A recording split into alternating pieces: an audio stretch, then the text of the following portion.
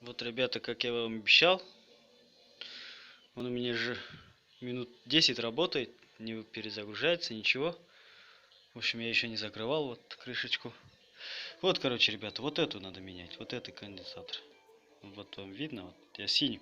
Тут у меня был коричневый, а сейчас у меня синий стоит.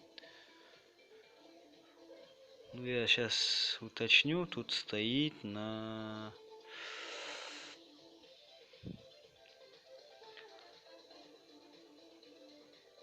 100 микрофарад, 16 вольт.